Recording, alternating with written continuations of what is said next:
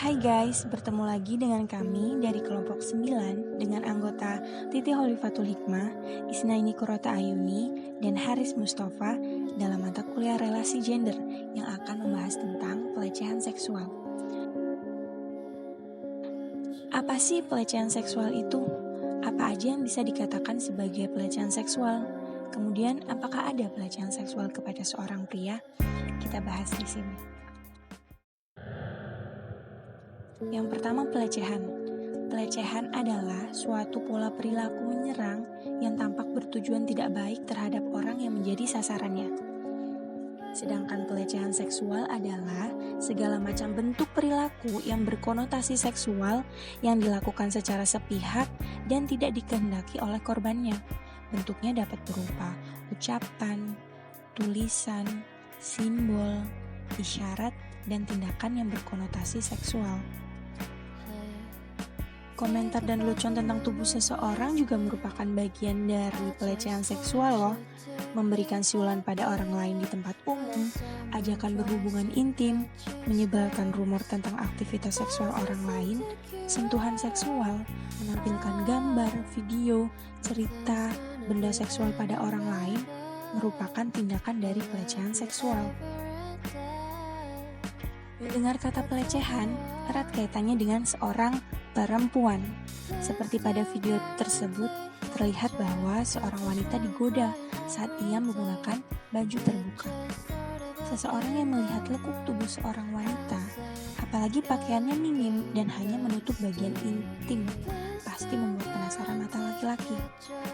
Sebenarnya sudah menjadi hak wanita untuk menggunakan apapun yang dia inginkan, karena itu adalah tubuh dia dan dia berhak atas tubuh dia sendiri. Lalu apakah ada pelecehan terhadap laki-laki? Jawabannya adalah ada. Pelecehan seksual juga bisa menimpa laki-laki loh. Pengucapan kata kasar dan vulgar juga merupakan bagian dari hal tersebut, namun jarang yang menganggap hal tersebut sebagai masalah serius dan cenderung mengabaikannya. Sayangnya, 8 dari 10 orang yang melihat pelecehan seksual di tempat umum cenderung memilih untuk diam saja, entah karena terkejut, bingung harus apa, dan juga karena takut. Lalu apa yang bisa kita lakukan jika melihat ada pelecehan seksual? Yang bisa kita lakukan adalah dengan langkah 5D. Metode 5D. Ditegur, dialihkan, dilaporkan, ditenangkan, dan yang terakhir direkam. Yang pertama, ditegur. Secara tegas dan langsung menegur pelaku. Metode ini paling jitu untuk menghentikan perbuatan tersebut, namun juga mengandung beberapa resiko.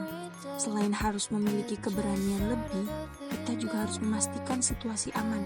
Jangan sampai situasinya berbalik kepada kita. Begitu juga korban, jangan sampai malah situasinya akan lebih membahayakan si korban dan jadi makin buruk. Yang kedua, dialihkan.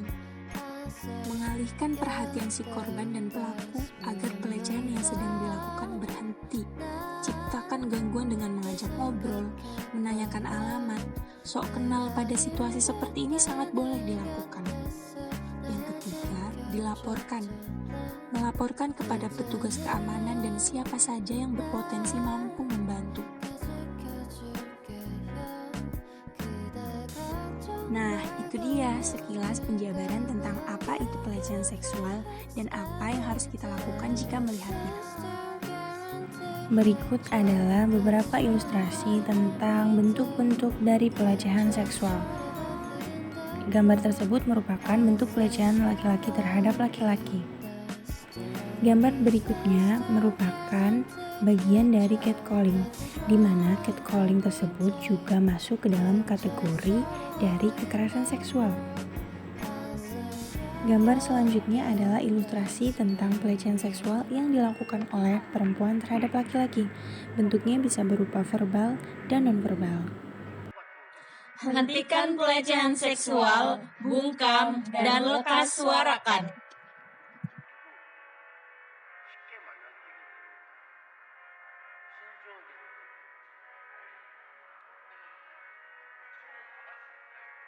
아니 강아지야 강아지 2살이야